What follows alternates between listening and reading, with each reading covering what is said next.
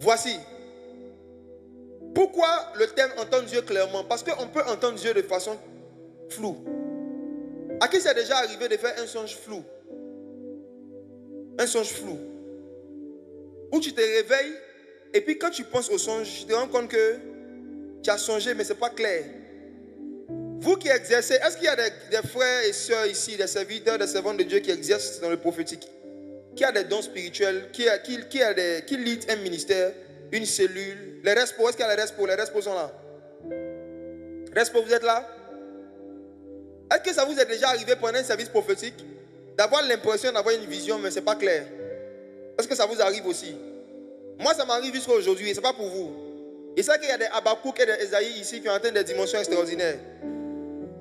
Est-ce qu'il y a des gens à qui ça arrive souvent d'avoir des visions et puis ce n'est pas clair?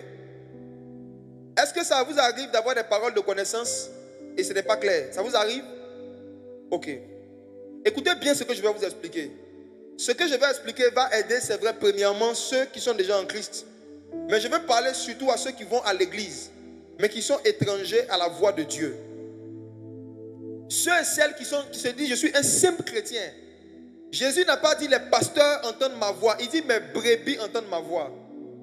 Cela veut dire que l'expérience de la voix de Dieu n'est pas réservée à ceux qui prêchent. C'est réservé à ceux qui sont sauvés. Une fois que tu deviens brebis, tu es censé avoir entendu la voix de Jésus au moins une fois. Si ce n'est pas le cas, tu ne pourras pas le suivre. C'est lorsqu'on n'entend pas Jésus qu'on suit n'importe qui et n'importe quoi. Jésus dit, mes brebis entendent ma voix et elles me suivent. Ça veut dire que personne ne peut suivre Jésus s'il n'est pas capable de l'entendre. Personne. Voici pourquoi vous devez prendre ce message avec beaucoup de sérieux. Voici 3 manières dont Dieu nous parle clairement. Est-ce que je peux commencer? 3 manières dont Dieu nous parle clairement. 3 façons. 1. Dieu nous parle clairement par la Bible.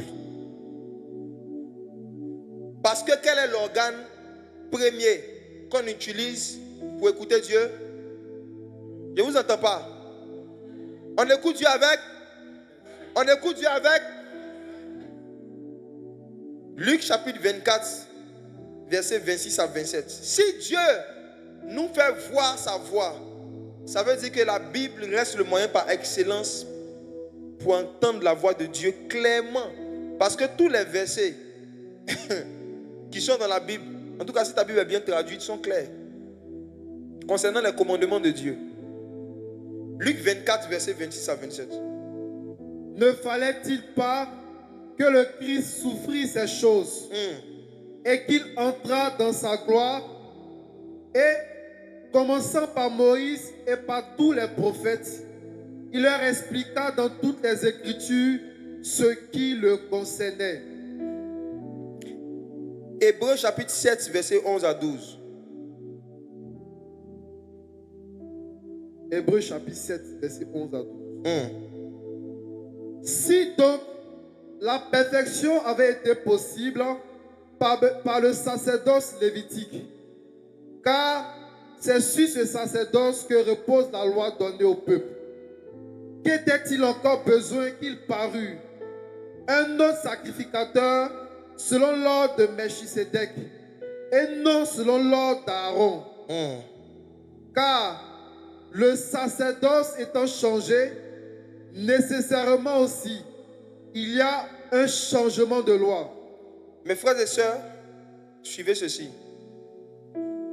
Dieu, dans l'Ancien Testament, avait l'habitude de faire résonner sa voix audible pour que tous les hommes puissent l'entendre. Pourquoi? Dieu le faisait régulièrement parce qu'il n'y avait pas encore les Écritures. Quand il n'y avait pas encore les Écritures, Dieu multipliait les manifestations audibles de sa voix.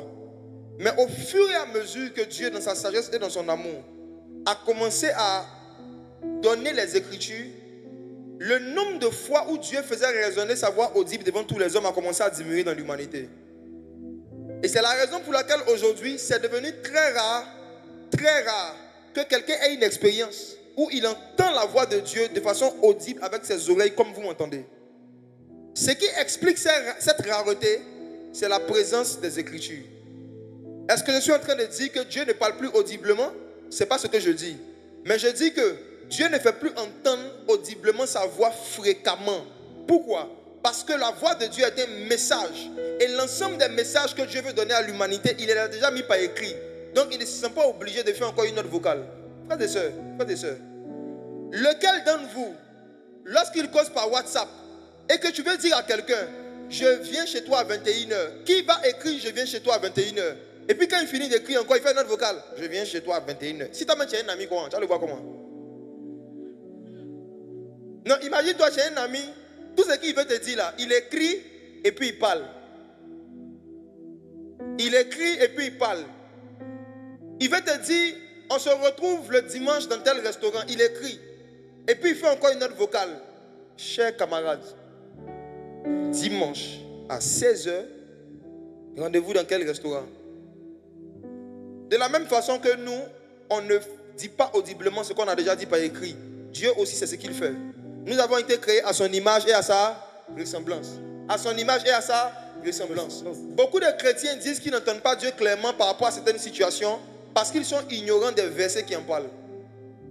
Et Dieu ne se sent pas obligé de dire audiblement ce qu'il a déjà dit par les Écritures. Si Dieu estime qu'il a déjà écrit des messages dans les Écritures qui parlent d'une situation, de comment on doit régler la situation, Dieu ne va pas faire entendre sa voix pour ça. C'est la raison pour laquelle tu dois avoir l'amour de lire la Bible, l'amour de découvrir la Bible, de sorte que tu puisses avoir une idée un peu claire de tous les sujets où Dieu a déjà parlé clairement. Alléluia.